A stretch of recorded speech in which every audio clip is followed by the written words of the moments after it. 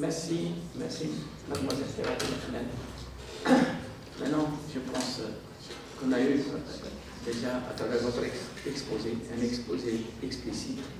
Le temps alloué à cet exposé aussi, je pense, est respecté énormément.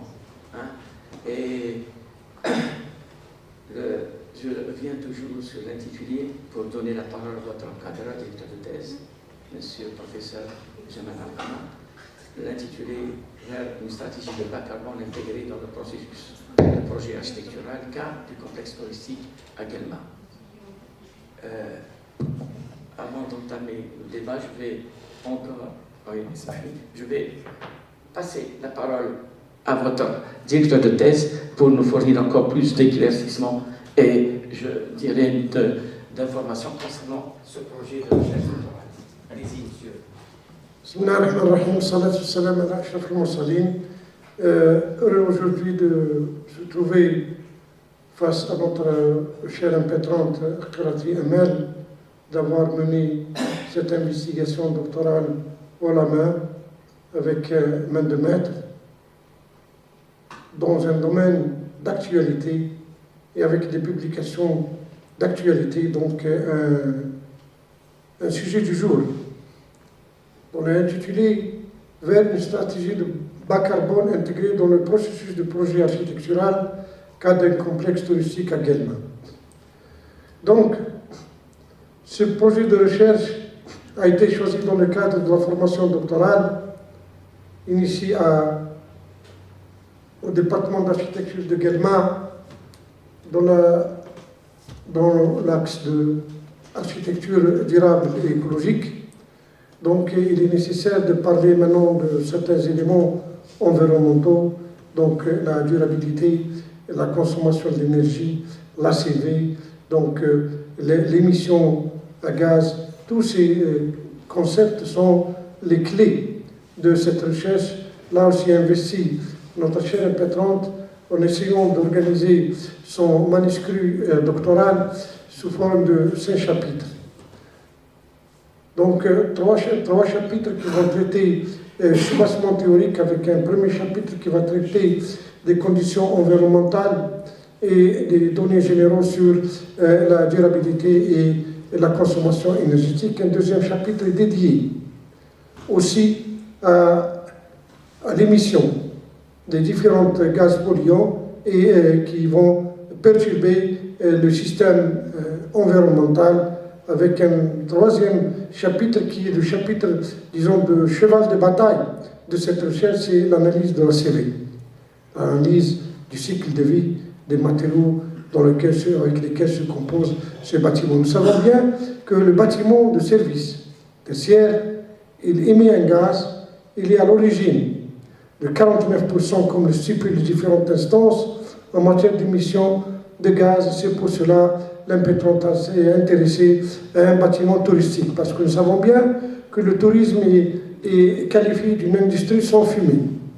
Donc il produit beaucoup de déchets, notamment gazeux, liquides et solides aussi. Donc l'impétrante a essayé de choisir comment essayer de parer à ce problème d'émission, disons, de gaz, pour arriver au bas carbone, au zéro carbone, comme on le qualifie, dans le bâtiment à usage touristique. C'est pour cela qu'il s'est investi sur un exemple, disons, réel, d'un bâtiment touristique qui existe dans une région aussi connue par ses circuits et sa charge touristique, qui est la région de Guelma, connue par ses saisons touristiques et ses moments touristiques de pointe.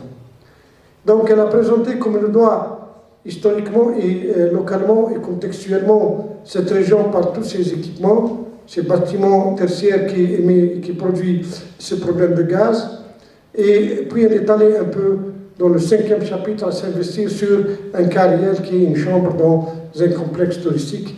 Et elle a mené d'une manière très exemplaire avec des mesures in situ.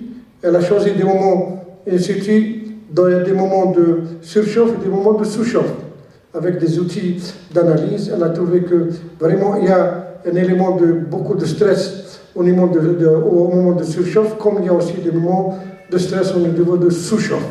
C'est pour cela qu'elle a essayé de faire la démonstration à 2 saisons de surchauffe et saison de sous-chauffe avec des mesures. Et elle a essayé de s'aider par un système expert Pléiade avec lequel elle a essayé de faire une modélisation et une simulation qui a donné des résultats très fiables.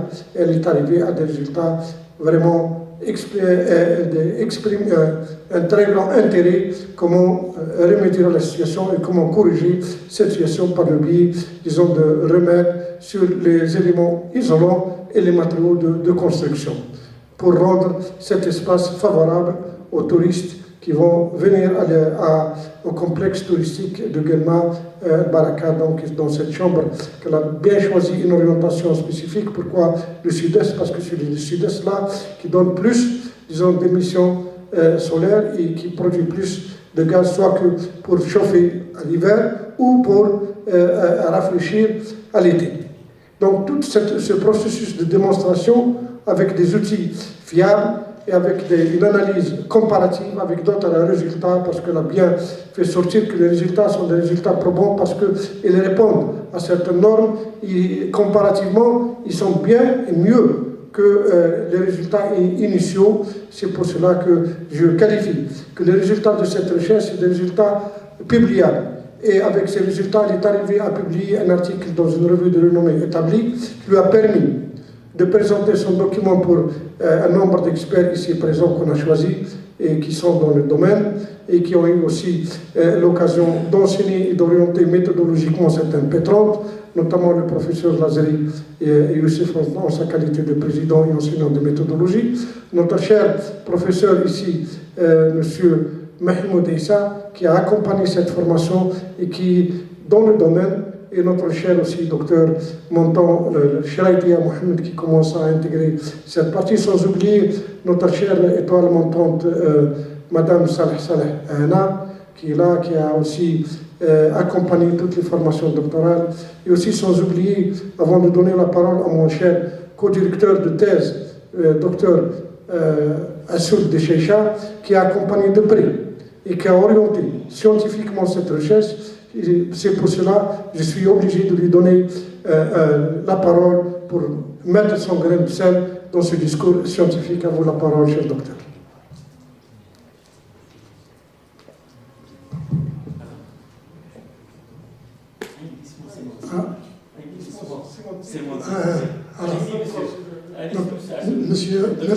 Merci, Monsieur le Président, et merci, Monsieur. De ma part, pratiquement, je n'ai pas de choses à ajouter. Donc, le professeur Al-Khaman a tout dit. Seulement de renouveler mes remerciements aux membres examinateurs d'avoir accepté de sacrifier leur temps pour la relecture et l'évaluation de la thèse. Et aussi, je tiens aussi à saluer et à remercier les pétrantes pour tout d'abord le choix du thème et l'initiative de tenter de comprendre et de publier des résultats que j'estime originaux et des résultats innovants. Donc une thématique, un thème un peu nouveau et complexe. Donc là, la pétante a essayé de toucher tous les aspects de l'approche multicritère, l'approche ACV, que ce soit dans son aspect technique, donc relatif au design et à la réalisation du projet, et aussi l'aspect réglementaire, cet aspect toujours oublié ou bien ignoré dans les recherches scientifiques, surtout en architecture en Algérie. Donc je vous salue pour ça. Donc on a essayé de toucher pratiquement tous les aspects de l'approche multicritère ACV. Et donc je vous félicite. Et sans tarder, je passe la parole à Monsieur le Président. Merci.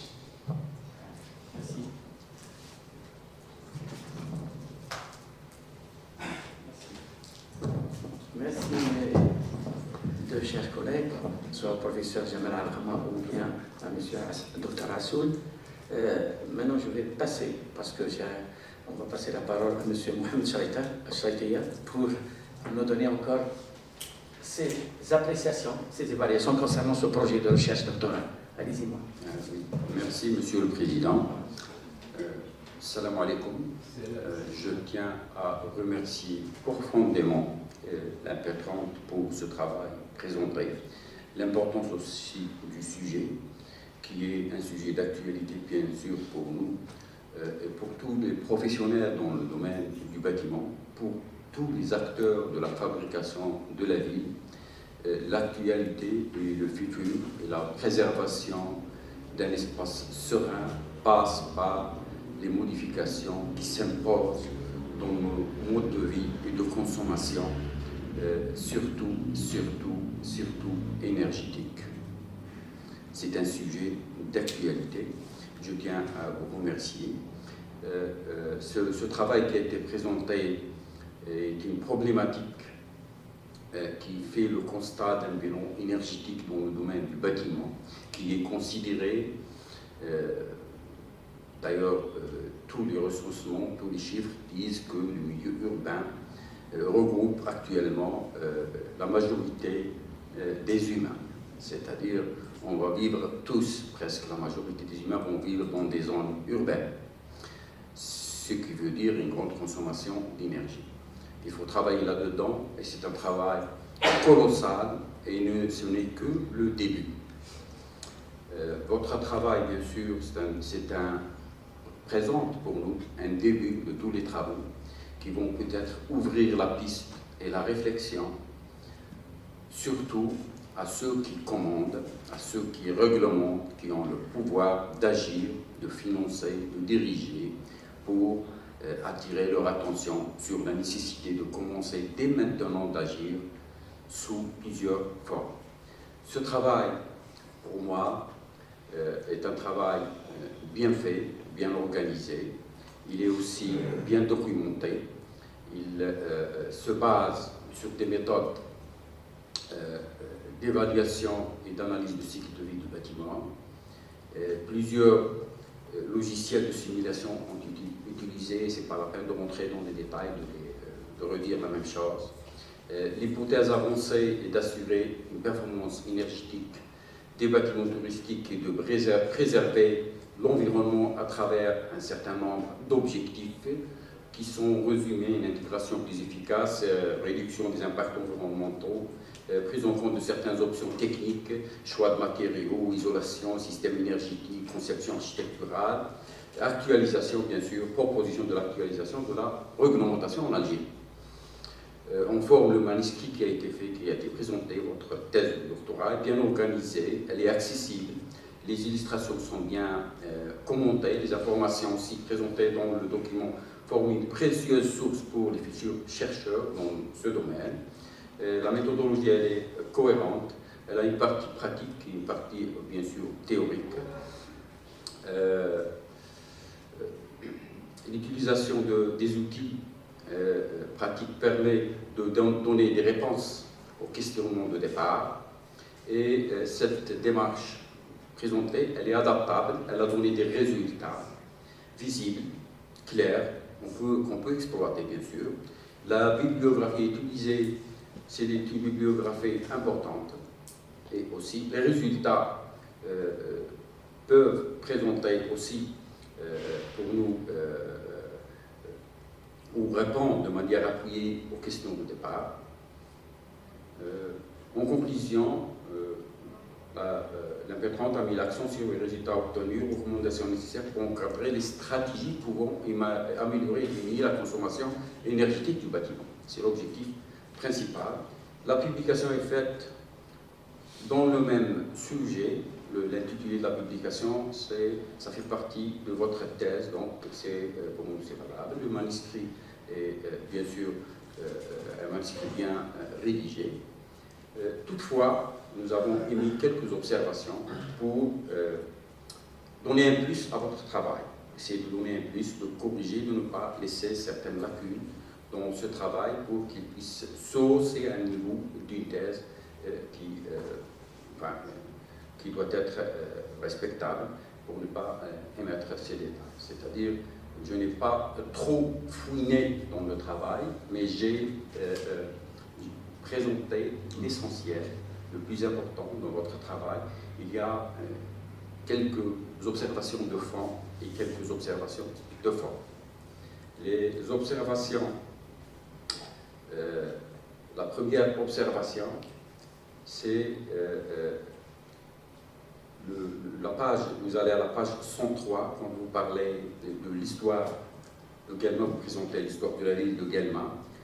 Vous émettez, vous donnez des sources d'informations qui, à mon avis, doivent être développées parce que c'est des informations qui doivent normalement émaner d'une source plus crédible, plus officielle.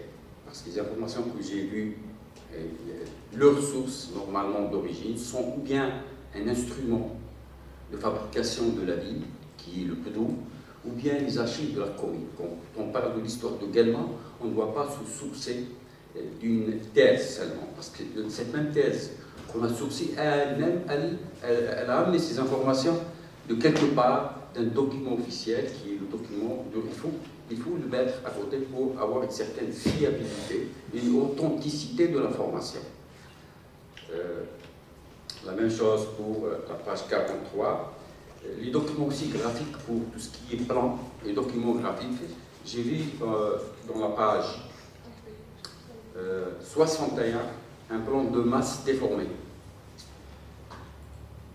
Un plan de masse déformé. L'architecte ne déforme pas les plans. Il garde les échelles en présentant le plan. Il y a aussi un document qui cite des figures qui parlent de l'évolution urbaine de Guelma et qui, à mon avis, doit faire l'objet d'une petite... Il faut le modifier. On peut reparler par la suite avant de mettre votre document.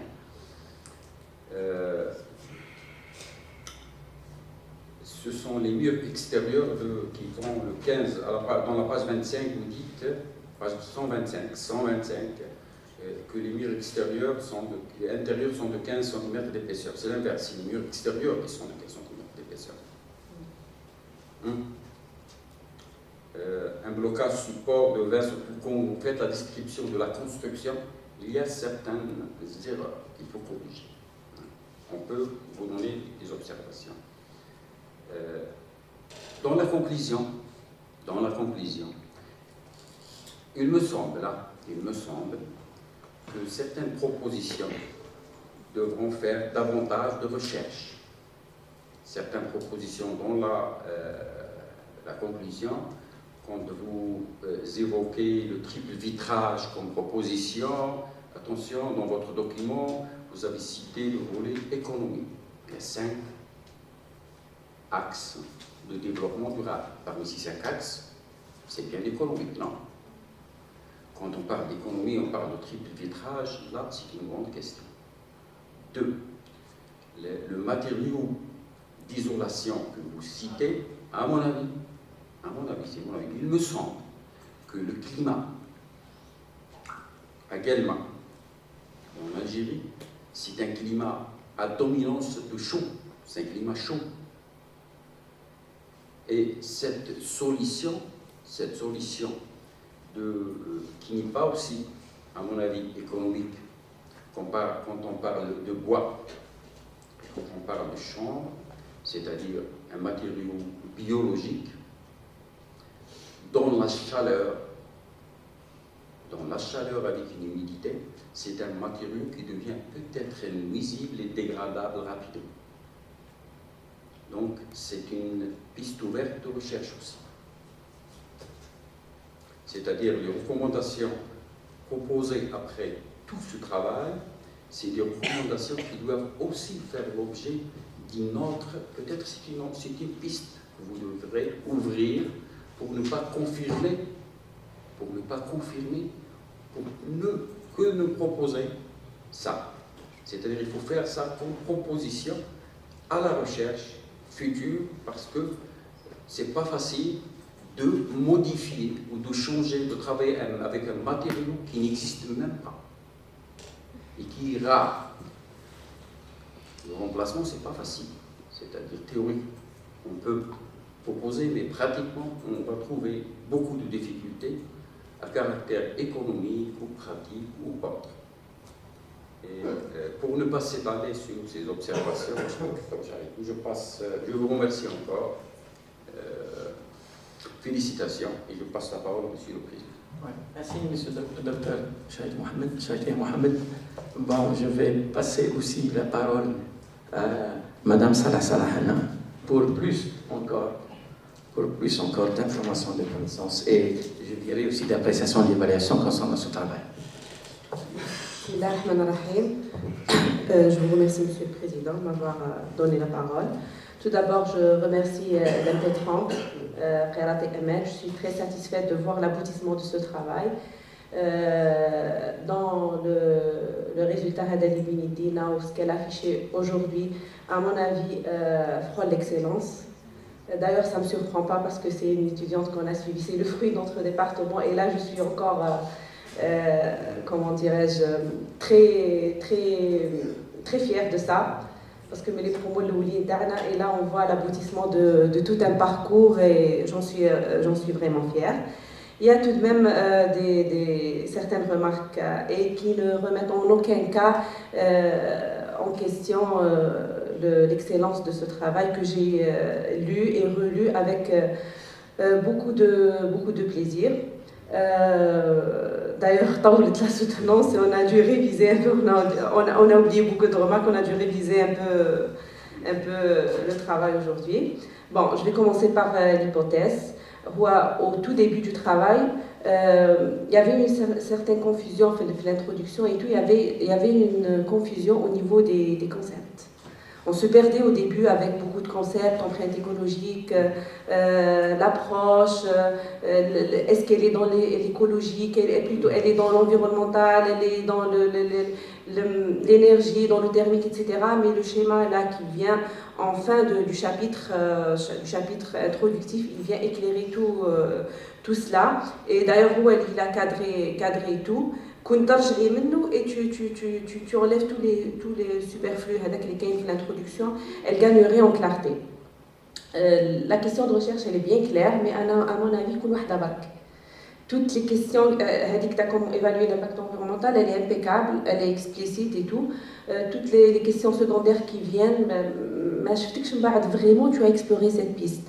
Et là, ça me mène vers de la question de recherche à l'hypothèse. Même pour l'hypothèse, à mon avis, tu gardes l'hypothèse 1, avec développer une stratégie axée sur la stratégie bas carbone. Pour tout ce qui est question de réglementation et tout, en lisant, je me rends compte qu'en fait, tu as fait un petit travail en cas de réglementation et tout, mais c'était juste pour te cadrer. Il ne t'a pas permis de critiquer ou d'analyser. C'était vraiment un cadrage réglementaire nécessaire pour la thèse. Donc ça ne nécessite pas d'avoir une question de recherche et une hypothèse pour cela. À mon avis, la question principale, une hypothèse, c'était déjà très bien et excellent. 1 et 2, tu les fusionnes. D'ailleurs, l'oulad répondit à Tania, tu les fusionnes. Elle est largement suffisante. Bon, pour la page 4, en annonçant l'objectif, tu parles de l'analyse cycle de vie. Là, tu annonces la méthodologie. L'analyse cycle de vie, c'est dans ta méthodologie. L'objectif, tu n'avais pas besoin de commencer par ça. Page 4 aussi. Non, ça, c'est une remarque. La méthodologie aussi, car il y a une remarque, c'est aussi une critique ou une faute récurrente chez plusieurs doctorants.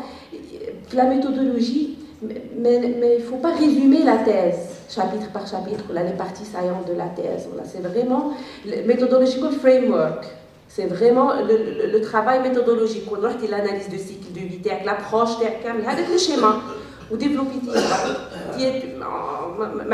qui met la méthodologie qui la structure de la thèse ne sert plus à rien. D'accord. À dire des doctorants, certainement. Bon, le corps du texte, du manuscrit, la partie théorique, toute la partie développement durable, elle est strictement inutile.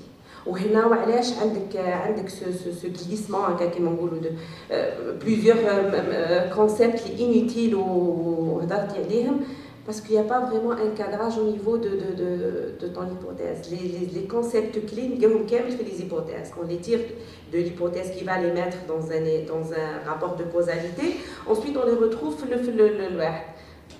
si tu t'es plusieurs concepts avec l'amalgame, donc le développement durable, enfin, c'est si vraiment pour apporter quelque chose, si c'est un concept clé par rapport à ta recherche, oui, mais je ne trouve pas que c'est un concept clé, non. C'est un concept un peu valise, c'est un peu partout. Page 29, les approches de l'évaluation environnementale. Ils doivent être là dans un chapitre à part entière. Les approches de l'évaluation environnementale doivent être mises dans un chapitre. C'est le cadrage méthodologique, ou là, le positionnement, l'état de l'art, l'examen de l'état de l'art. Il y a un chapitre les approches d'évaluation environnementale. Parce qu'il y a un cadrage, le cadrage théorique, il y a deux grandes parties saillantes, le conceptuel et le méthodologique. Mais on ne sait plus si on a fait le conceptuel ou on a fait le méthodologique. Page 40, le concept, ce n'est que la page 40, le concept bas carbone, alors que c'est le concept phare de ton étude. À mon avis, quand tu تبدأي ولا من الأولين ماشي le développement durable, tous les concepts un peu valises qu'on trouve un peu dans toutes les thèses. On va باش نلقاو ton concept du bas carbone.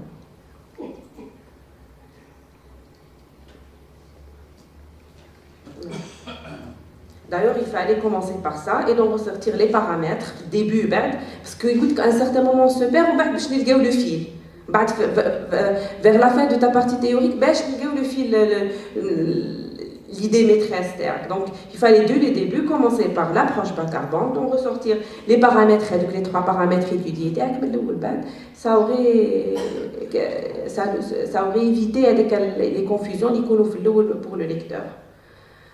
Page 50, s'il te plaît. Là, tu vas sur page 50 parce qu'il y a une photo intrigante, à mon avis. Le film, tu as l'air de dire. Page 50. Oui, page 50. La figure numéro 7.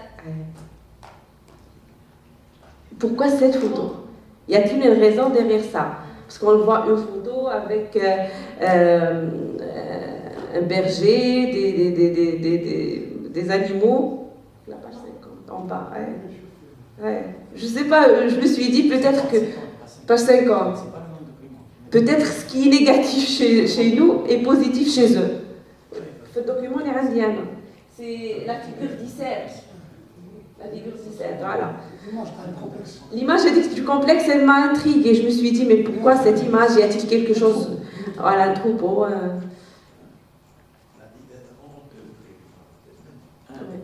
S'il vous plaît, là. Est-ce que vous avez toujours la même photo là? C'est la même, hein? Oui. C'est le même document. 17, il faut. Ici, juste. Ah là, Celle-là. La page est en haut de la page. 51, pas 50. Oui. 51.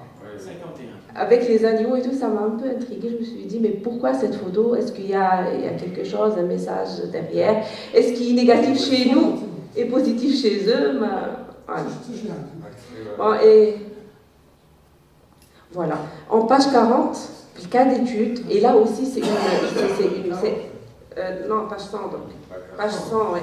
Page 100, c'est dans la présentation du cas d'étude. C'était un peu bâclé, non? La présentation du cas d'étude, j'avais l'impression que tu as un peu ramené un peu par-ci par-là. Je sais que l'approche t'habite et tout, mais je te trouve en train de présenter le développement urbain de la ville de Guelma, alors qu'en réalité, ton cas d'étude, il est en dehors de Guelma. C'est Hammam Ouladali, c'est ça. Et tu présentes le développement urbain de la ville de Guelma, c'est inutile. Si on parle de Guelma, c'est territoire, non, c'est pas ville. Ni milieu urbain, d'ailleurs. Il y aura un débat, mais pour développer le développement urbain de la ville, etc., c'est tu vois. Voilà, aucune relation avec le sujet, avec ton cas d'étude qui est catégoriquement à la limite, encore à la frontière, ce qu'il a également. Voilà. Donc, j'ai une question là aussi. Et là, je vais rejoindre, au bout de cette question, je vais rejoindre les remarques de M. Chraïteya, Dr Chraïteya. Tu as mené une recherche sur les différents cycles de vie. Tu en as cité 4, voilà. Mais pour l'investigation, tu as pointé du doigt spécialement la deuxième phase, voilà, la phase exploitation. 94% des problèmes nous fait la phase d'exploitation. Et là, comment dirais-je, ça m'a un peu poussé à réfléchir. Comment, la phase d'exploitation, il fait un problème et on va corriger. Qu'est-ce qui a donné ces problèmes? Voilà ces problèmes.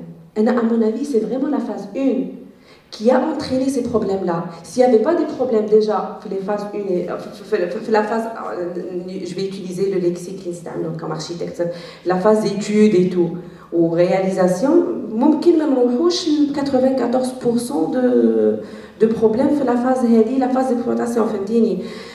Là aussi, je reviens sur l'approche AVC ou le logiciel utilisé. Oui, il fait la phase Lula, la phase construction, etc. Les données, apparemment, tu les as tirées d'une base de données d'un logiciel, c'est ça? Un peu de logiciel, un peu des documents fournis par l'architecte. Voilà. Mais par rapport à tout ce qui est transport, tous les détails du contexte local, c'est pratiquement... C'est beaucoup plus que ce qu'a... Du logiciel, voilà, je voulais venir à ça. Donc, à mon avis, c'est bien d'utiliser des logiciels, des systèmes experts, c'est excellent, c'est ce qui nous manque actuellement. Maintenant, je suis de la méthode archaïque, etc. Mais des fois, il faut s'interroger sur le résultat et aussi sur les données ou les bases de données qu'ils utilisent. Sont-ils vraiment adaptés au contexte local? Est-ce que هما كيجيبوا les matériaux عبالهم كيف يجيبوه في الكا لوكال عندنا حنا quel engin utiliser, etc. Et je crois que c'est par rapport à ça que خرجت les résultats. À mon avis, le problème, il est avant l'exploitation. Surtout que c'était une chambre qui est relativement bien, plus ou moins bien située, bien orientée. C'est une chambre sud-sud-est, voilà, sud-sud-est. C'est plutôt une orientation acceptable. Vous dites aussi que c'est parmi les meilleures chambres ou les plus demandées, les plus convoitées. Je crois que vraiment le résultat c'est la phase d'exploitation qui est Le plus grand impact sur l'environnement par rapport aux autres phases de cycle de vie. بس les phases l'autre, comme la phase الأولى, voilà. La phase الأولى, les chiffres que tu as annoncés, ils sont vraiment minimes. Et à mon avis, s'il n'y avait pas des problèmes à l'avant, il n'y aurait pas autant de problèmes graves dans la période actuelle à l'aval, ou ما نقولوش لازم نكوريجيو. C'est très logique, madame, vous avez complètement raison. C'est-à-dire qu'on ne cherche pas les conséquences d'abord, c'est le début. C'est la phase 1 et 2 qui sont, moi, à mon sens aussi, responsables des résultats dans la phase 3. C'est logique. L'exploitation vient après la conception des choses. Je m'excuse. Oui. D'ailleurs, les critiques de la CV, je ne sais pas pourquoi, de la CV, ouais. Les critiques de la CV, d'ailleurs, c'est la simplification des hypothèses qui rend un peu les résultats, même gauche obsolètes, parce que, mais qui est discutable, on va dire. Ça simplifie trop et qui ne sont pas vraiment adaptés au cas par cas, au contexte locaux. Dans le contexte international, on a très bien. On est dans le fond du sujet. Voilà. Pas la forme, on est dans le fond. Là, dans le fond, la forme, il n'y a pas beaucoup de critiques à faire. Franchement, c'était un travail très bien réalisé. Ouais. Ma deuxième question, elle est sur les possibilités du jeu. Là, c'est une question, ce n'est pas une critique. Vous encadreurs et tout, on va élargir le débat et on va trouver des réponses à cela. La possibilité de généralisation des résultats. Vous avez utilisé, à la belle, l'approche, elle est très lourde. D'ailleurs, je te félicite pour ça. j'ai eu du mal à la lire et à la comprendre. Je me disais, ce matin, en relisant le travail, en préparant la soutenance, je me disais, mais elle-même, à gérer tous ces paramètres, c'est vraiment un casse-tête. Mais si on revient à utiliser une seule chambre, est-ce que vraiment qu'il y a la possibilité, parce que toute recherche laisse qu'il y ait la possibilité de généralisation des résultats. Est-ce que via une seule chambre, qu'il y a la possibilité de généralisation des résultats? On peut dire au bout que les résultats sont généralisables à d'autres. D'ailleurs, le complexe HADA, il a connu beaucoup d'extensions. Le complexe HADA, d'ailleurs, c'était mon sujet d'architecte, mon diplôme d'architecte. Il a connu beaucoup de phases d'extension. Même les matériaux de construction, les techniques de construction, من phase يختلفوا. فهمتيني؟ Donc, est-ce que chambre wahda, avec ce contexte structurel, matériaux, etc., on peut généraliser les résultats? C'est une question. J'ouvre le débat ici. Oui, aussi. Qu'il y a une petite critique ou درتي حاجة positive faire aussi. Bon, observation, voilà, critique. Je dirais, l'approche ACV, tu l'as employée d'un point de vue environnemental, mettant à côté un peu l'aspect économique, social, etc., notamment l'aspect économique. D'ailleurs, كيف نقولوا نرجعوا للحكايه تاع لا فاز الاولى اللي فيها المشكل وين كرينا مشكل حنا ومن بعد راح نحاولوا على دي سوليوشن الا سان ترين دي سوركو والابروش تيل كو تو لا يوتيليزي ما راحتش خلاص في لو سونس ايكونوميك اي تو mais fallait le mentionner ما نقدروش dans une thèse نقيسوا je sais fallait juste le mentionner في les limites de la recherche que l'approche ACV a été employée d'un point de vue environnemental pur et dur. Aussi, elle est très critiquée, la prochaine Diguna, par rapport à la simplification de ces hypothèses. Il est recommandé, souvent, de l'appuyer par d'autres approches pour valider les résultats. Et là, je te félicite pour ça, tu l'as fait. Et à l'amont, tu as commencé par ton enquête pour tes mesures in situ, pour aller ensuite vers l'approche. Et là, vraiment, tu fermes la brèche, tu as la critique, tu as l'approche ACV, c'est ferme. D'accord. Sinon, sur la forme, je n'ai pas de critique à faire. Un grand travail de rédaction a été élaboré, il y a très peu de fautes, de frappes, d'orthographe. Il y en a tout de même, mais... Il faut revenir sur... Oui. Pour la bibliographie aussi, un très grand nombre de bibliographies. J'ai du mal à suivre, à lire, tellement qu'il y en avait. Mais je te suggère de les classifier, voilà, par catégorie. Thèse, article, ouvrage, etc. C'est juste la petite critique que j'ai. Sinon, je te remercie, je te félicite encore une fois. Je redonne la parole à Monsieur le Président. Merci. Moi, je retiendrai juste la partie là. Juste avant de passer la parole à M. Issa, professeur Issa, moi je reviendrai surtout sur une partie, c'est parce qu'on va parler de fond, là c'est de forme, concernant les références bibliographiques de préférence. J'ai constaté aussi, les mêmes moyens de préférence au niveau des plans, lorsqu'on ramène des plans déjà toutes faites par un bureau d'études ou bien par Wahed, il faudrait qu'on mette les références à l'auteur. C'est l'auteur qui est l'architecte. Parce que c'est un emprunt documentaire. On doit lui donner sa part, parce qu'il a contribué à nous emprunter une connaissance. Planimétrique, c'est tout le bâtiment. Donc attention, la classification est importante aussi, tu as les emprunts, tu as les références bibliographiques. Parce qu'on a vu, à chaque fois, un amas de références bibliographiques, on ne se retrouve pas. Parce qu'on ne sait pas où on met le bibliographie par rapport au livre, par rapport aux thèses, par rapport au web, parce qu'il y a une classification. Et même l'importance de l'information, de la connaissance scientifique, est fonction du statut de chaque. Le livre n'est pas un article scientifique. L'article scientifique est plus important que le livre aussi. Pourquoi? Parce qu'il y a des commissions d'expertise un peu pointues. Et une thèse, c'est aussi importante. Surtout lorsqu'on a différentes universités qui interviennent. C'est important. Donc la classification est prépondérante dans un document scientifique de type académique. C'est important de les faire. Donc actuellement, on voit que plusieurs thèses nous ramènent, je dirais, une compilation de références bibliographiques. Et les renvois, surtout les renvois. Les renvois restent timides. Même pour les photos. Les plans, les photos, tout le chat. Tout document, carte, tableau, remise encore à lecture et actualisation. Moi, je repasse la parole, je vais passer la parole à monsieur le professeur Isa Mahmoud. Allez-y, monsieur.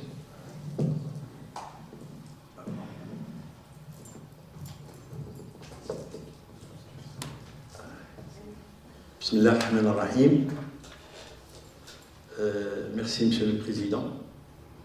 Je tiens d'abord à remercier le département, comme d'habitude, pour leur sollicitation à participer à cet honorable jury d'évaluation d'un travail de thèse. Comme je remercie aussi votre encadreur, professeur Al-Qama Jamal, avec bien sûr docteur Assoul, aussi pour cette implication, pour ce témoignage-là. Je remercie aussi mes collègues, membres du jury, pour participer à cette évaluation de cet après-midi-là. Comme je remercie aussi honorable assistant. Je tiens aussi à remercier la candidate Kirat Amel pour l'exposé, que je considère qu'il y a une bonne maîtrise, et aussi le complément plutôt de l'exposé qui reflète les différentes parties du document soumis à l'expertise par membre du jury. Permettez-moi d'abord de mettre en exergue le travail de Kirat, qui traite une problématique pertinente, abordant un sujet qui a connu beaucoup d'investigations. En effet, depuis la signature de l'accord de Paris en 2015, l'attention mondiale portée aux contre-mesures contre le réchauffement de la planète et s'est intensifiée compte tenu des menaces majeures que représentent les changements climatiques pour les sociétés humaines, principalement dues à la consommation d'énergie et aux émissions de gaz à effet de serre. Bien sûr, face à ce phénomène, de nombreux pays ont développé, surtout les pays développés bien sûr, ont déployé des efforts considérables pour gérer, pour prendre en charge les émissions de CO2, afin de combattre le changement climatique, ces émissions étant perçues comme une des principales causes des récentes catastrophes environnementales mondiales. Le secteur du bâtiment est qualifié par des chercheurs antérieurs comme l'un des principaux secteurs contributeurs à ces émissions, en particulier en milieu urbain. Ces chercheurs ont démontré que la croissance démographique rapide a transformé le secteur du bâtiment en une source majeure d'émissions de carbone et de consommation d'énergie à l'échelle mondiale. L'Algérie, bien sûr, n'a pas échappé, comme vous l'avez signalé dans votre exposé, à cette règle. Le secteur du bâtiment constitue l'un des plus grands consommateurs d'énergie, d'où la nécessité de prendre en charge de réduire ses émissions de carbone. Il y a beaucoup de recherches qui ont confirmé ce constat. Cette situation alarmante souligne l'importance cruciale de se pencher sur ce phénomène et de mettre en place des stratégies bas carbone dans le processus de projet architectural afin de réduire son impact environnemental significatif. Bien sûr, plusieurs recherches académiques ont été réalisées sur le phénomène d'émission de carbone, ainsi à l'échelle bien sûr mondiale et nationale, dans l'espoir de mettre en place des stratégies permettant de maîtriser ce phénomène.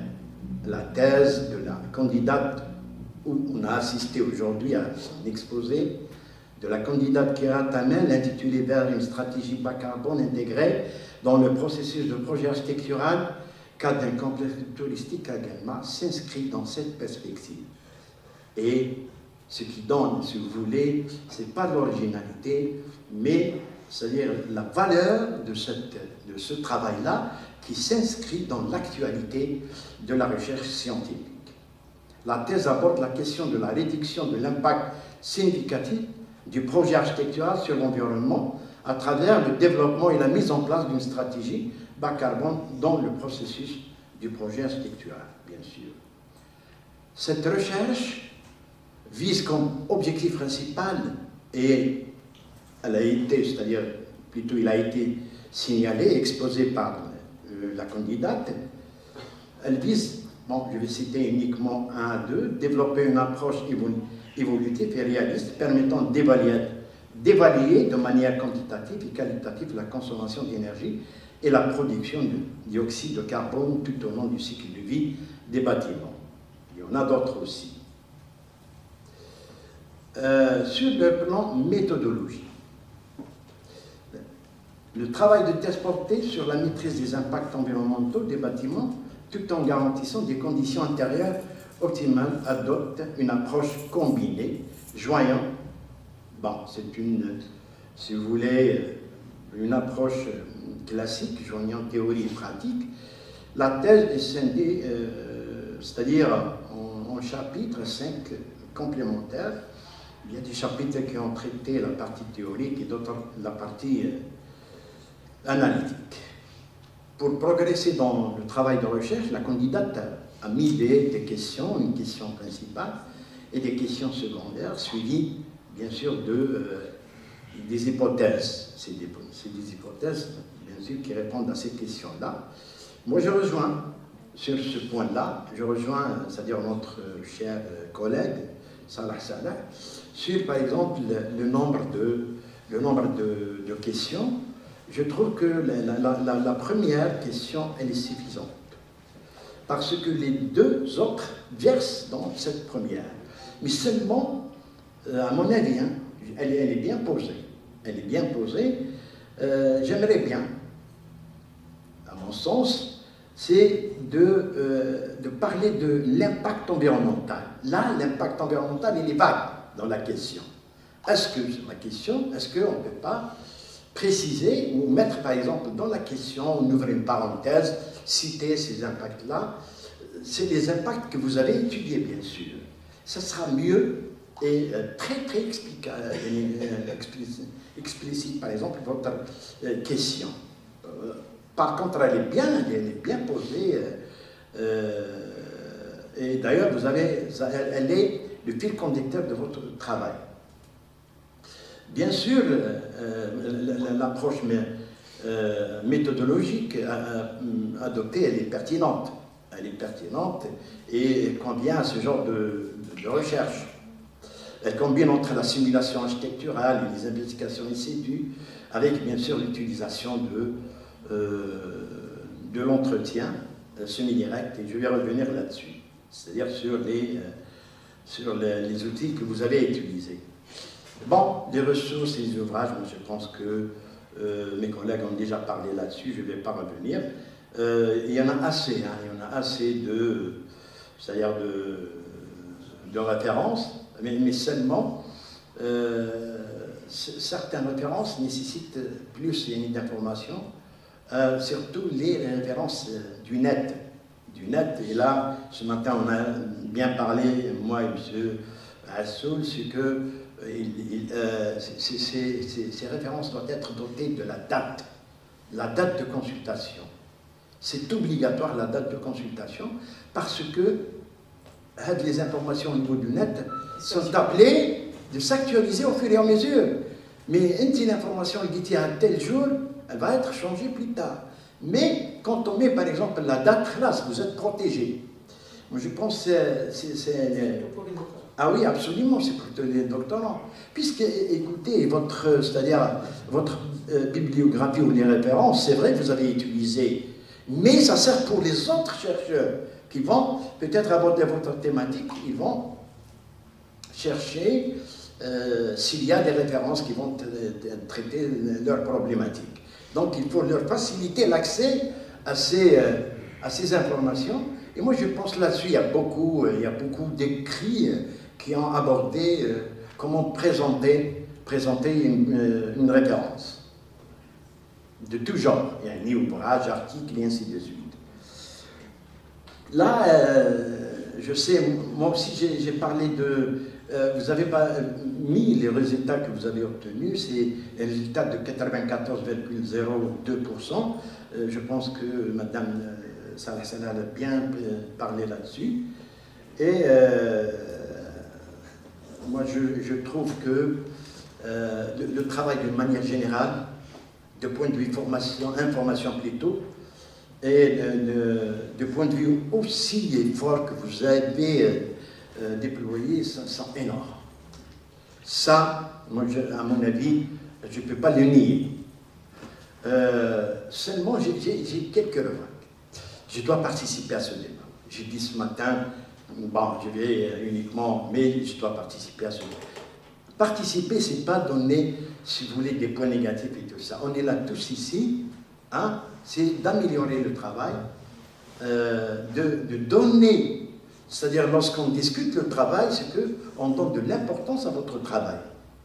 Et jamais, mais quand bien, tout est normal et tout ça. Non, ça n'existe pas, surtout, c'est-à-dire au niveau de la recherche scientifique. On a toujours quelque chose à rajouter, même c'est-à-dire mes centres c'est-à-dire il peut, c'est-à-dire il y a des propositions, ils peuvent faire par exemple des pistes de recherche.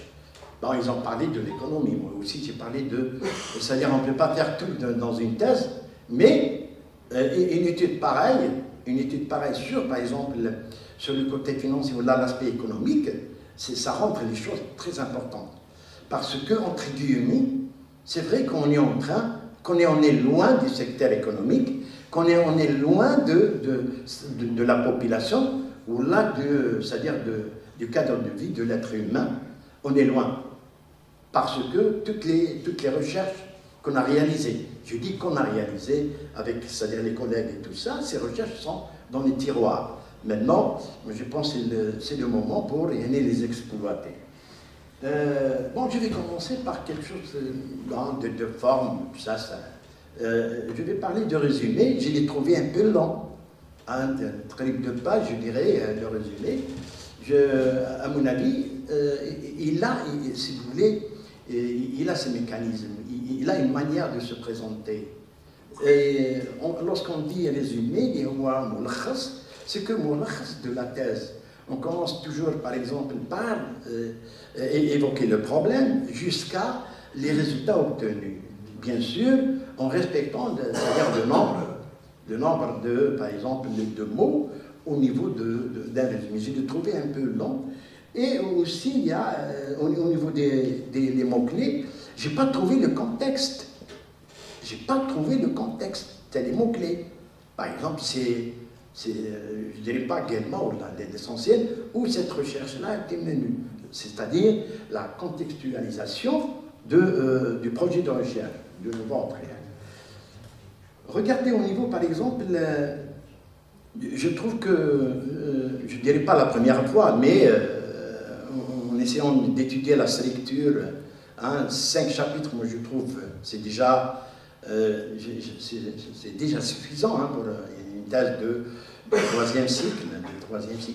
J'ai trouvé quelque chose aussi de positif, c'est l'équilibre des chapitres. Les chapitres varient entre 27 et 39, c'est-à-dire c'est un intervalle. Il est très acceptable. Le 39, c'est tout à fait logique, c'est le chapitre d'investigation sur le terrain. Tout à fait logique, il dépasse les autres. Je reviens sur... bon, ils ont parlé. À un moment donné, vous donnez, par exemple, les renvois c'est-à-dire du texte à les figures et tout ça. Des fois, ils n'existent pas. Et par contre... Surtout, par exemple, dans la partie présentation des résultats et l'analyse et tout ça, c'est nécessaire. C'est nécessaire de justifier, par exemple, le discours, ou plutôt l'analyse ou le texte que vous avez élaboré au niveau par le renvoi vers telle ou telle figure. Aussi, faites attention, même s'il existe, vous avez déjà renvoyé des choses, mais à un moment donné, faites attention, il y a une petite erreur au niveau du chapitre 3, page 89, où le texte qui a une figure 39, plutôt 38, ou qui n'a la figure qui a 39. Essayez de corriger ça.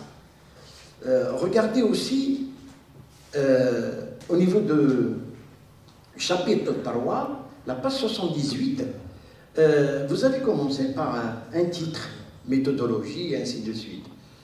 Et juste après le titre, vous avez un tableau ou une figure, mais sans commentaire. Pourquoi? Je dirais quand même, c'est-à-dire, le tableau il a un domaine. C'est-à-dire, il apporte des informations dans votre document. Je reviens maintenant, avant de rentrer c'est-à-dire les résultats, je parle un peu sur les outils que vous avez utilisés. Vous avez utilisé l'enquête. C'est pas l'enquête. Vous avez utilisé l'entretien semi-direct. Mais écoutez, je ne vais pas ici parler, ou plutôt donner un cours, non, c'est pas ça. Mais juste pour que nous le Taliban, c'est que l'entretien semi-directif, il est composé des questions ouvertes. Ça, c'est les règles. Mais ce que j'ai remarqué au niveau de votre, c'est-à-dire, questionnaire, c'est des questions fermées. Plutôt, c'est fermé, dichotome, oui ou non. Ça, il faut faire très attention là-dessus. Par définition, l'entretien semi-directif, il est composé par des interrogations ouvertes. Ouvertes même. C'est-à-dire, moi je pose la question et je laisse à l'enquêté de répondre librement. Et je suis là pour le guider, tout ça. Donc, parfois on appelle l'entretien qualitatif, bien sûr. Et le traitement de ces données-là, c'est-à-dire طرق باش نقدروا c'est-à-dire نحلوا هذه les questions et tout ça. C'est pas quantitatif, c'est-à-dire de l'entretien.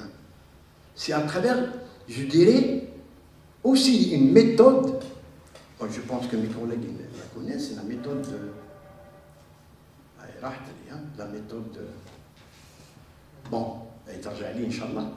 Donc cette méthode-là, c'est elle c'est-à-dire, elle est destinée justement à dépouiller les questions, plutôt les réponses obtenues à travers l'entretien semi-direct. C'est l'analyse de contenu, c'est ça la méthode, l'analyse de contenu. Actuellement, il y a des logiciels qui prennent en charge, si vous voulez, le dépouillement des questions c'est-à-dire de l'entretien, que ce soit direct ou semi-directif. Donc, moi je pense que la première remarque, d'abord c'est au niveau de la constitution du guide d'entretien. Parce que la technique de l'entretien, elle est guidée par le guide d'entretien. Maintenant, je reviens sur l'utilisation, plutôt la méthode que vous avez utilisée, c'est l'expérimentation. L'expérimentation, c'est-à-dire les campagnes in situ. Normalement, je dirais, il y a une chaîne expérimentale. Quand vous l'avez appelé au niveau de l'enquête, c'est le protocole. Au niveau de l'expérimentation, c'est le chaîne expérimental. C'est-à-dire, vous donnez comment vous avez réalisé l'expérience interne de A à Z. D'accord? Ça, c'est très important. Parce que moi, quand j'ai lu votre manuscrit, je ne peux pas nier qu'il y a des informations, tout ça. Ok, il y en a. Mais Natik, par exemple, Natik très importante. C'est au niveau, par exemple, au niveau des campagnes de mesure à l'extérieur, et à l'intérieur. Comment elle est faite? Elle dit, qu'il y a aussi, on appelle, par exemple, on a des variantes indépendantes et dépendantes. Et aussi, la troisième, par exemple, c'est les variables intermédiaires. Intermédiaires, même. Elle dit, mais tu as يجي الريح يجي النو يجي هذاك. Les conditions l'expérimentation ne sont pas expliquées. D'abord, le nombre de jours des campagnes de mesure. Combien de jours? Est-ce que 3, 5, 7 ou une seule journée? Bon, une seule journée, كان نفتح القوس بين القوس اللي طرحت لك الأستاذة نتاع la représentativité c'est-à-dire de travail que vous avez fait. La première des choses, on ne peut pas faire par exemple des campagnes de mesure puis une journée. D'accord? Ça c'est très important. Pourquoi? Parce que une journée elle n'est pas représentative. On fait 3, on fait 5. Ici on a les possibilités, les moyens, on peut faire plus. Pour justement chercher la journée la plus représentative. Même à la dérive. La journée elle est stable. Il n'y a pas un facteur externe qui a les chouches alina qui est. Ça c'est important. Le deuxième, je reviens sur l'échantillonnage. L'échantillonnage, il y a beaucoup d'informations manquées. Beaucoup d'informations. Regardez, vous avez pris par exemple la chambre en 3e étage. Pourquoi une seule chambre? Quelles sont les caractéristiques ou plutôt les critères de choix? Ça c'est important. Moi je peux vous poser la question, ça c'est une question. Est-ce que par exemple une chambre orientée vers le sud ou le nord-ouest ou la nord-sud, elle est la même qu'une chambre vers l'est? Automatiquement, puisqu'on est des architectes et on travaille dans la 2e année qui et tout ça, le confort, les orientations, tout ça. Et ma question, est-ce que l'orientation dans toute l'étude technique, elle n'a pas d'impact dans, si vous voulez, les différentes études que vous avez faites? Le deuxième, le travail que vous avez une question de la part de madame. Ce que Guelma évoquait l'historique de Guelma, le climatique et tout ça, alors que le plus important du cas d'étude, il y a beaucoup d'informations qui manquaient. Monsieur Charité vous a parlé que, par exemple, au niveau du plan de masse qui est déformé, alors que les plans, l'orientation, l'échelle, tout ça, c'est, si vous voulez, des informations qui accompagnent les plans d'architecture. Ensuite, qui est une chose très importante, qui est l'environnement immédiat. L'environnement immédiat. Est-ce que, c'est-à-dire, puisqu'on parle de l'environnement, on parle par exemple de la nature, de l'écosystème et tout ça, le cas d'études TINR, est-ce que, c'est-à-dire, est-ce qu'il n'y a pas de limite, il n'y a pas d'éléments qui l'entourent, il n'y a pas d'écran devant, parce que, et là je veux une petite parenthèse, vous avez parlé du confort aéronique, et on ne trouve pas dans tout le travail aéronique. Ça c'est aussi. Donc moi je pense que, au lieu de parler de Guelma, bon, il y a beaucoup de travail qui ont fait tout ça, il y a monsieur Dr Charaitia, il a bien présenté Guelma dans son doctorat, mais votre cas, c'est l'hôtel. C'est un équipement. On ne peut pas, c'est-à-dire arrêter notre choix parce qu'il est bien, il est bien fréquenté. Est-ce que ça, c'est un critère qui rentre dans l'évaluation, par exemple, de l'efficacité énergétique et autres? Ça, c'est... bon. Le président, dans tout ça, pourquoi c'est-à-dire j'ai suivi ça, je termine avec ça. Et j'espère que monsieur professeur يقدر يقول لي إيه ولا ما يقوليش. Ça c'est. Écoutez, un travail de recherche. Lorsque, par exemple, on arrive à une production scientifique, pour qu'elle soit cette production scientifique crédible, fiable, repose sur un élément essentiel. C'est l'utilisation des outils et des méthodes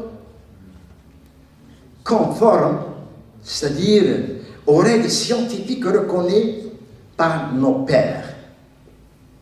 Dans le cas contraire, ça remet en cause tout le travail. Je vous remercie.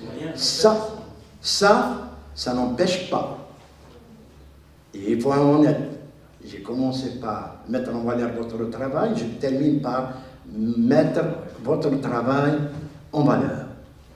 Je pense que par rapport à ce qu'on a vu, c'est-à-dire les travaux de recherche déjà réalisés, le vôtre, moi je pense qu'il répond énormément à la facture, bien sûr, académique d'une thèse de doctorat, 3e cycle. Je vous remercie énormément. Voilà. Merci, monsieur le professeur Issa Mahmoud, pour ces observations, ces remarques. Pour moi, elles sont pertinentes, énormément pertinentes. Malgré que, certainement, il a un peu bousculé notre esprit, mais c'est pertinent, ce sont des remarques et des observations pertinentes. Attention, pour la simple raison, elle est un peu pertinente pour la simple raison. Certes, à la fois, votre travail, c'est pour vous une aubaine, et à la fois, tout travail scientifique, académique, tel qu'il soit, hein, et les avis sont divers. Et la diversité des avis et des opinions scientifiques, naît même ce qu'on appelle la dialectique. La richesse, c'est la dialectique concernant un travail de recherche scientifique. Le travail de recherche scientifique, pour les chercheurs, les futurs docteurs et les futurs chercheurs, parce qu'ils sont jeunes, elles sont jeunes, 30 ans, ou la 31 ans, ou la 32 ans, je ne sais pas, dans le cap, l'adolescence possible, à peu près, elles sont tellement, je dirais, jeunes, surtout le LMD, le système LMD, mais qui, à la fois, fait fi. Il fait fi à quoi? Il fait fi, si jamais le docteur, à l'âge de 30 ans, 27 ans, 29 ans, va confronter une vie professionnelle très dure, où il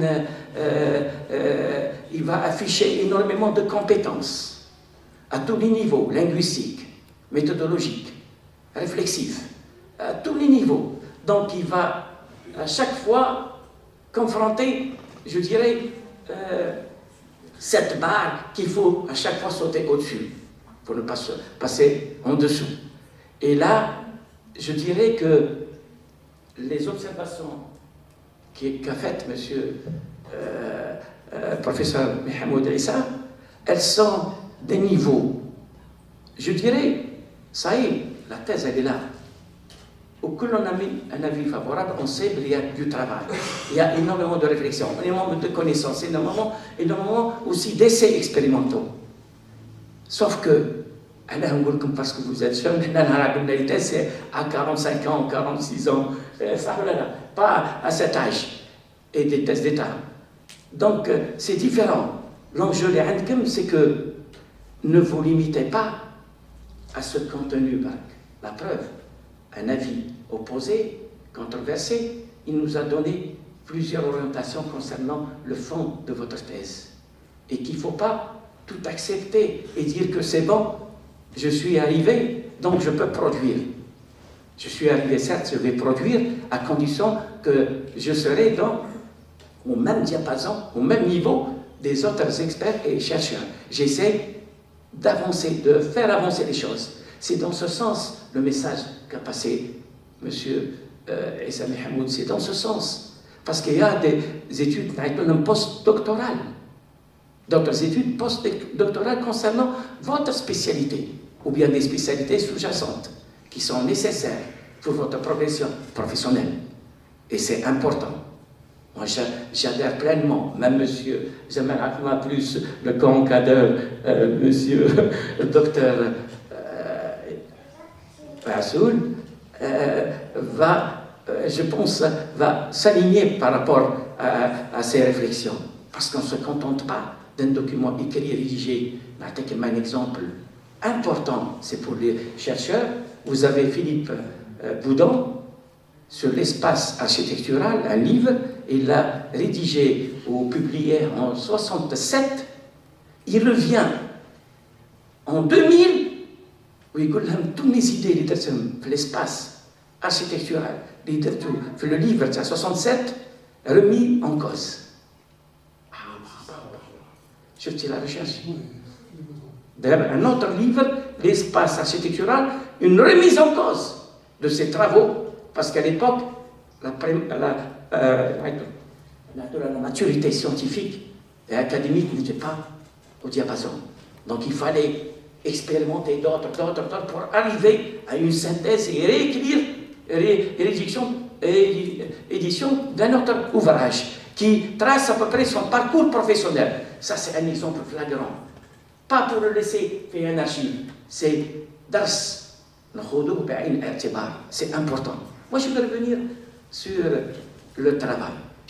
À part le manuscrit, il m'a plu la preuve, j'ai remercié votre directeur de thèse et co-directeur de thèse pour la formulation du document concernant la forme et aussi la connaissance.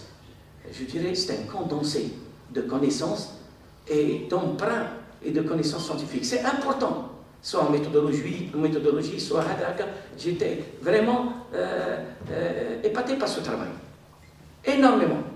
Et aujourd'hui, à travers votre exposé, j'ai su à peu près aussi ce travail mérite attention. Il mérite attention et à la fois aussi mérite certains éloges de la part de vos directeurs et co-directeurs, ainsi que votre professeur, les deux chefs professeurs et moi-même, et M. Issa Mahmoud, professeur.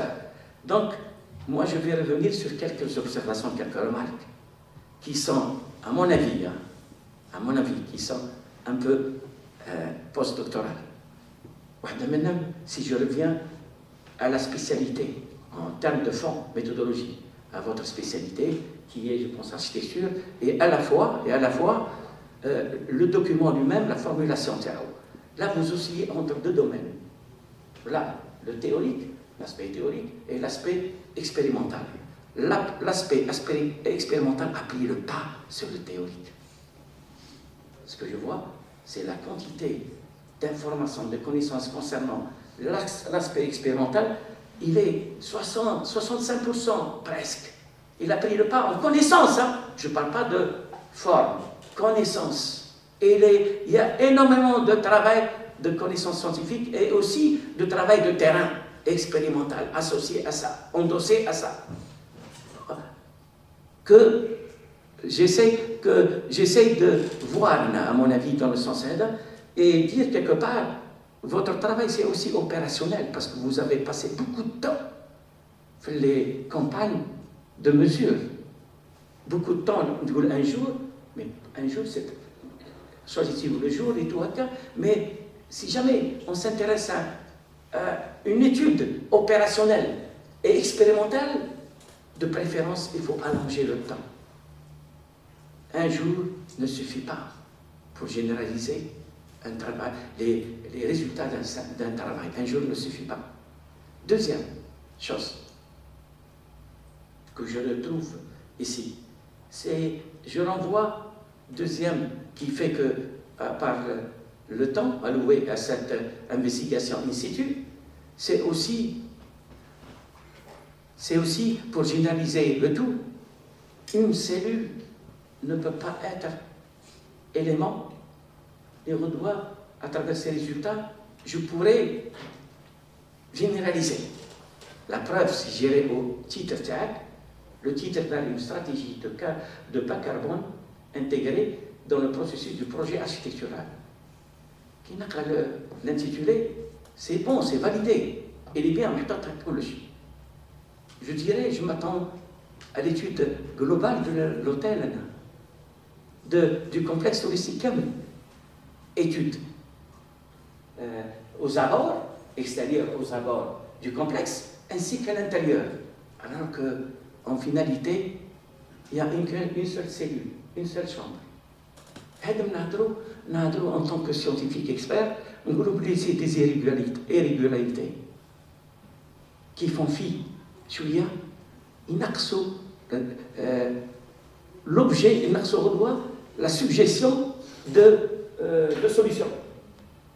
Il limite, vous limitez les solutions, les résultats, vous les limitez à un seul espace.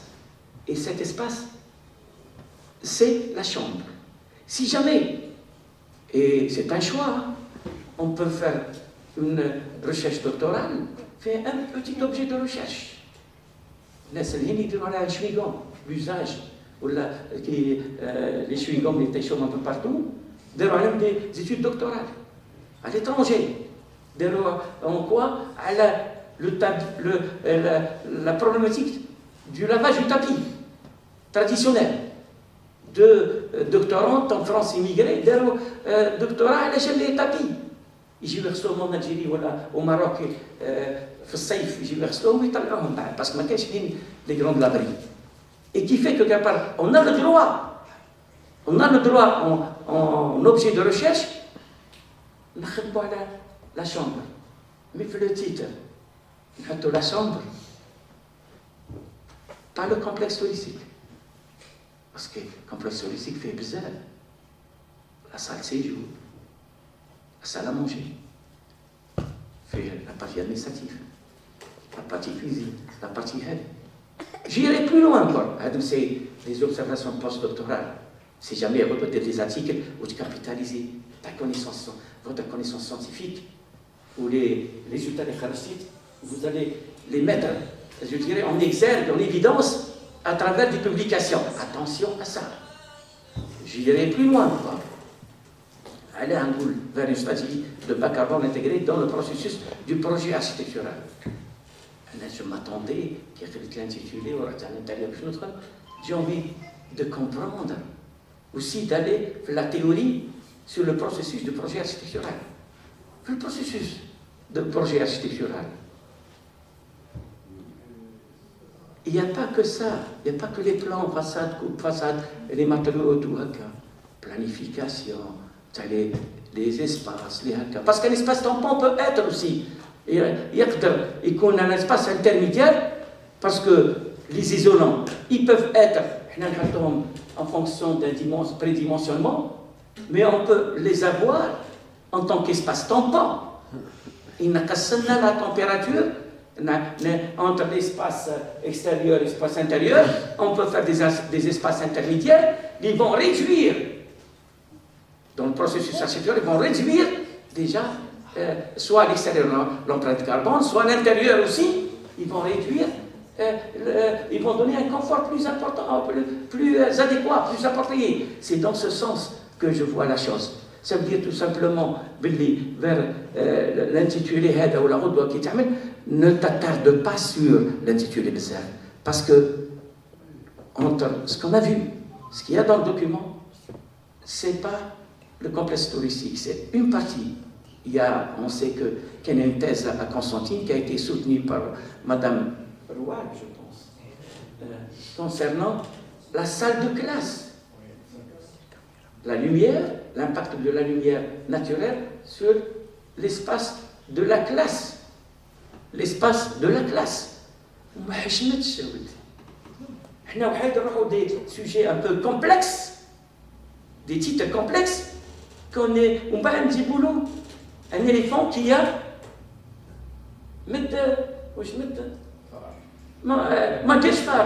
un œuf.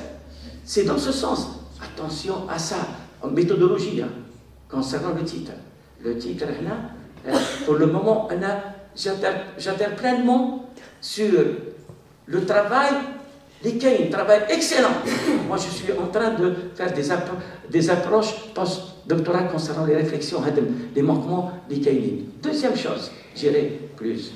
Dans le processus du projet architectural, on ne le voit pas. On ne voit pas une partie. Est-ce que c'est un processus? Parce que on est des architectes. Nous avons fait ingénierie en la matière qui traite de la physique de la matière. Il y a physique de la matière, il fait du confort thermique, que les espaces coulent. Celui-là, il y a un projet qui m'a dit que j'aimerais bien, parce que je suis physicien. J'aimerais bien que je connais les architectes, ils vont parler sur le processus de projet architectural. Où est-ce qu'il est dans votre manuscrit, la partie qui traite du processus du projet architectural? Parce qu'il est mot-clé. Il est mot-clé, keywords. Il est important, fondamental, qu'il apparaît fait une partie du chapitre. Là, ce n'est pas d'autre pour la thèse. C'est des observations, qui sont les directrices de thèse. Et tu vas encadrer d'autres. Le titre est important. Le titre est important, il faut bien le gérer, le cibler et bien le décrypter. Donc, le processus de projet architectural reste timidement traité. À travers quoi? Soit un choix de matériaux, soit alors que le projet en lui-même, n'oubliez pas qu'un mur, que les institutions algériennes, que le code d'urbanisme, la construction, une opération, on engage une opération de construction, de réalisation, c'est de l'argent qui va sortir de la caisse. Ça veut dire un arrêté, une décision institutionnelle concernant l'acte de bâtir. Cette décision des actes de bâtir, la planification de quoi? Des matériaux de construction, de l'espace et du volume. Donc, les trois qui figurent, c'est des critères fondamentaux. Pourquoi? Pour, si jamais, le processus de projet architectural.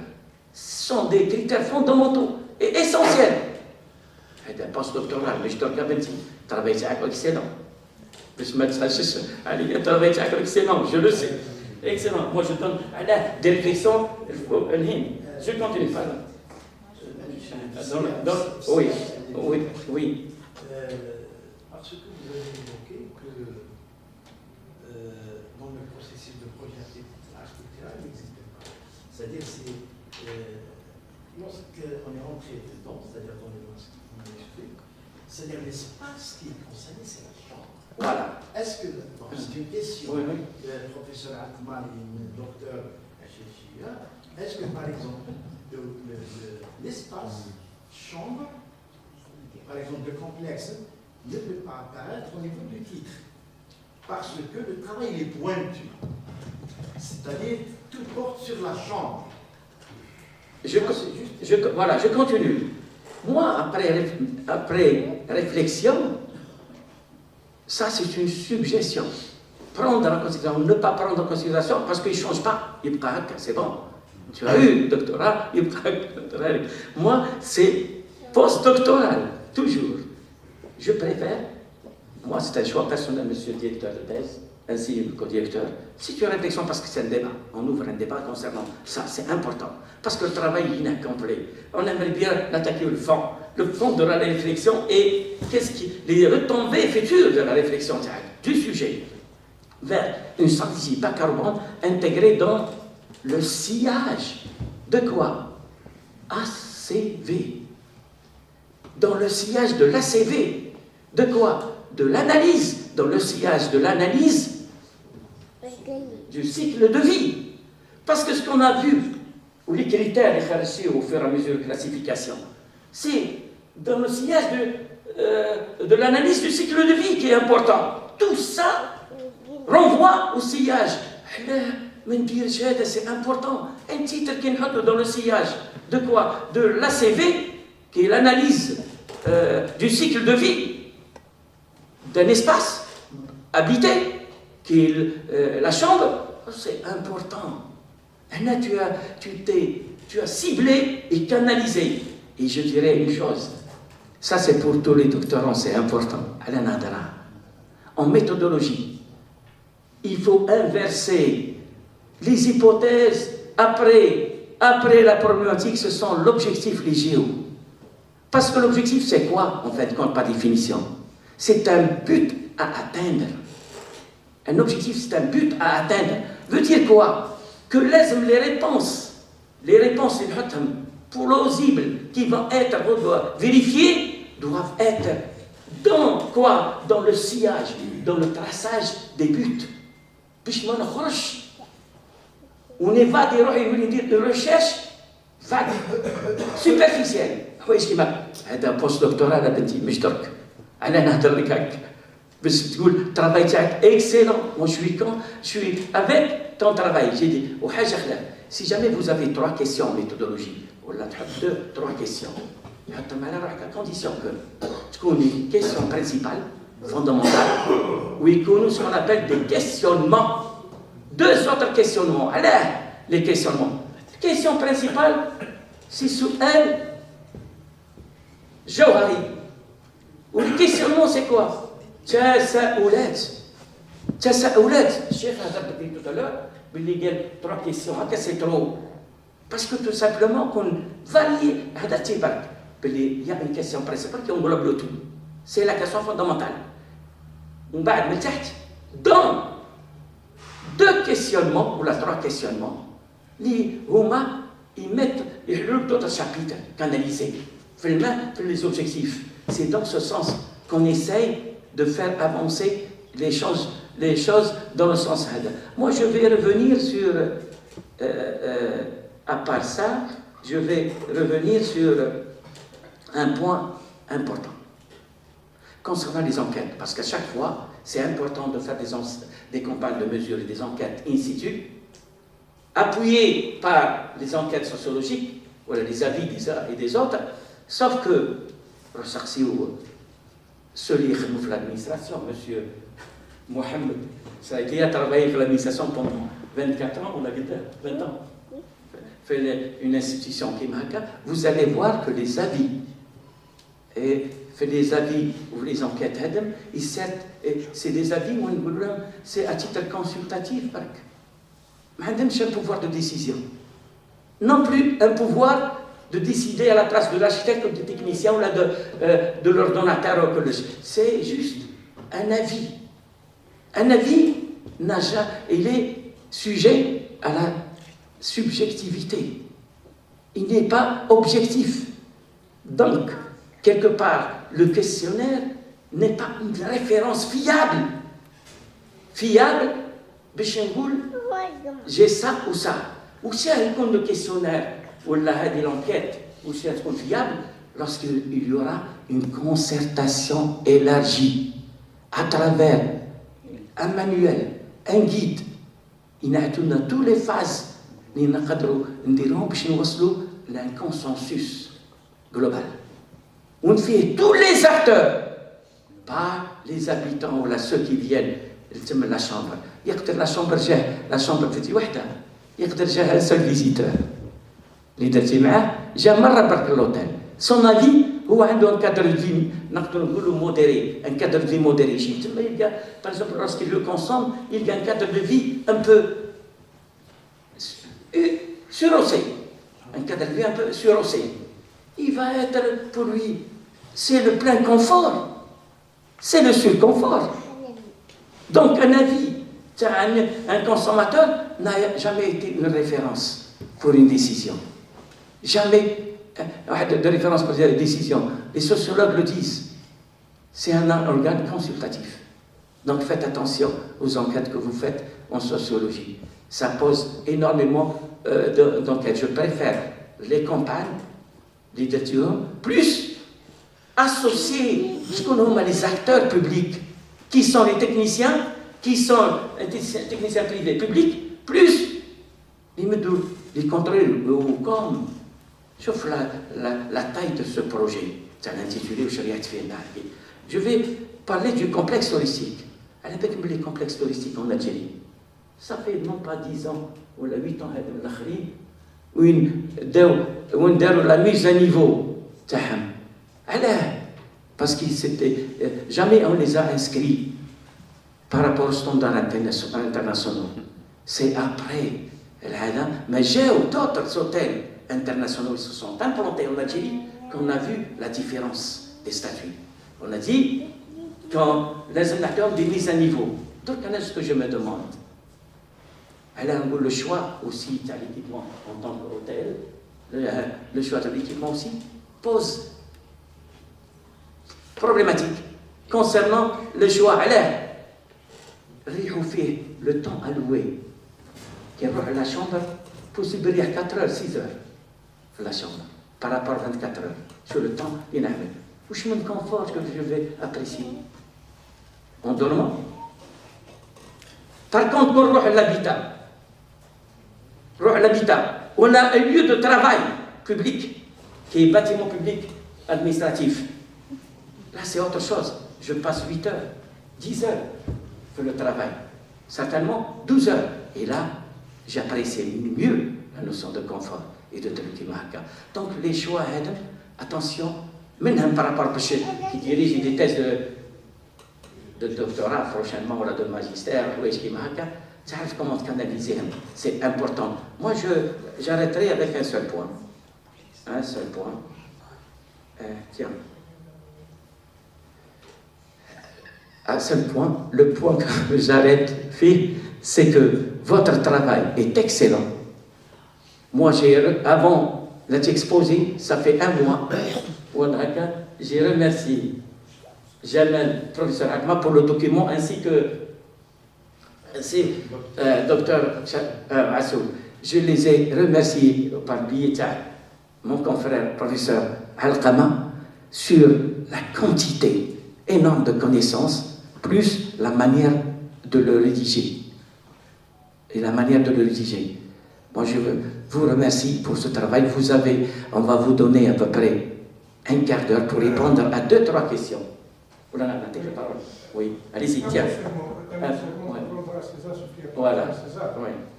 Je tiens à remercier mes chers collègues experts qui ont mené de mettre une lecture scientifique sous un autre angle, qui fait la complémentarité de connaissances et pure davantage. Cette manuscrit qui va s'introduire sur la bibliothèque universelle, il va être online. Donc, il est nécessaire de le prendre en charge.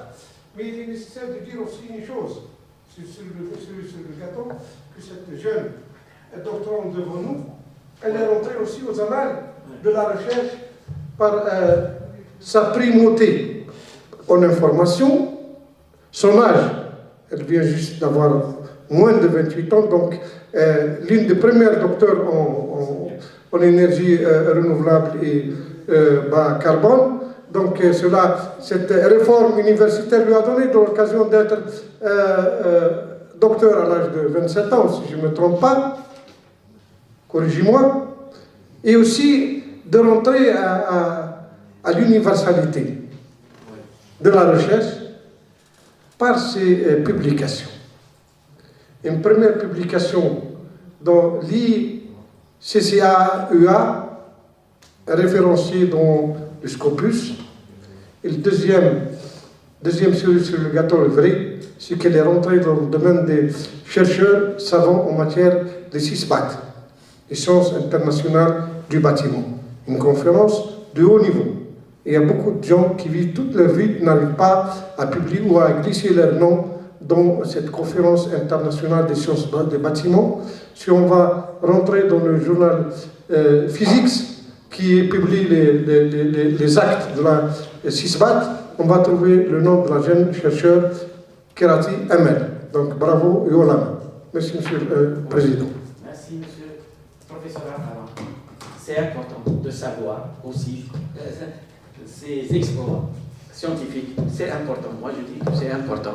Et je vais vous donner... c'est important pour vous et pour l'Université de Guelma, et pour vous, co-directeur aussi. Moi, je vais vous donner la parole pour répondre à 2-3 questions. C'est comme vous voulez, nous donner plus d'informations, plus de concernant votre travail de recherche. Et allez-y, mademoiselle. Merci, Monsieur le Président. Merci à tous les membres du jury. Je tiens à vous assurer que je prendrai en compte toutes vos recommandations et orientations et modifications que vous jugez nécessaires pour améliorer ma thèse afin de la déposer autant que version finale. Permettez-moi d'éclaircir un point. Pourquoi on a choisi, ou bien on a travaillé juste une seule chambre ou bien une petite partie d'un complexe touristique suite à l'absence de la licence de logiciel. Nous avons rencontré des difficultés majeures dans ce point-là. La licence éducative d'un seul mois, c'est une courte durée pour travailler tout un complexe qui se compose de plusieurs bungalows, d'un hôtel, de hammam et de plusieurs autres parties. Oui. Concernant le point de quelle est la phase qui est le plus impact environnemental, on a essayé plusieurs séries de simulations pour confirmer pourquoi la phase d'exploitation qui avait ce pourcentage-là. On a modifié les 4 paramètres: transport, énergie, déchets et notamment le pourcentage d'énergie renouvelable. Malgré que l'Algérie, on peut citer seulement 2% d'énergie renouvelable utilisée dans notre pays. C'est un point, on peut dire, négatif pour notre pays. Malgré ces modifications-là, on a toujours dans le même sens que la phase d'utilisation à ce pourcentage-là. Malgré que on a plusieurs autres recherches qui ont montré que la phase de construction, généralement, ces résultats trouvent bien 40% pour la phase de construction et 60% pour la phase d'exploitation. On a confirmé ces résultats par les travaux scientifiques de Nima Choua et M. Pilar. Concernant un autre point de est-ce qu'on peut généraliser les résultats de notre recherche, ce point-là, c'est un point négatif pour l'analyse du cycle de vie. On a cité ça dans le 3e chapitre. Les résultats de cette analyse,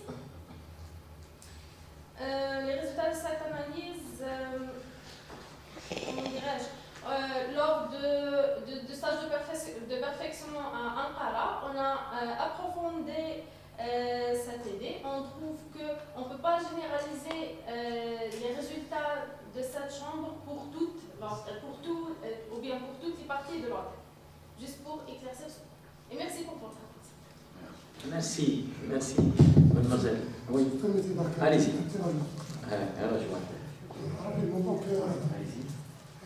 En plus de ce que de la réponse de la répétante, c'est-à-dire concernant l'analyse du cycle de vie pour un complexe. Donc pour faire cette analyse de cycle de vie, donc ça fait appel à toute une équipe. Toute une équipe pluridisciplinaire, spécialisée, et cette équipe devrait être bien dotée de matériel, d'équipement pour faire cette expertise. Donc c'était une contrainte technique et une contrainte méthodologique bien. Donc c'est pas facile de faire une expertise ou une évaluation multicritère pour un complexe touristique. Donc donc rapidement pour Mme Sarasah, elle a parlé de parce qu'on a pourquoi la bonne partie qui est dans la 3e phase. Parce qu'on a fait la recherche scientifique, on évalue la réalité. La réalité, c'est le post-occupationnel. Donc les 2 premières phases, c'est les phases de design. Donc on est loin un peu de la réalité. On est dans la prédiction, bien dans l'anticipation. Mais la recherche scientifique met l'accent surtout sur l'occupation et sur le vécu. Et merci, M. le Président.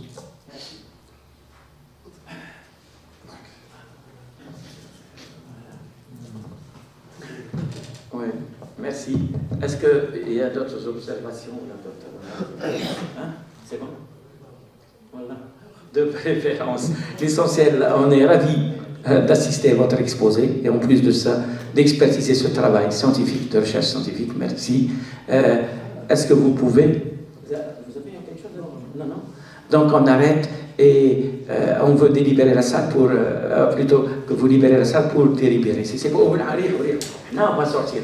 Ah oui, on va sortir.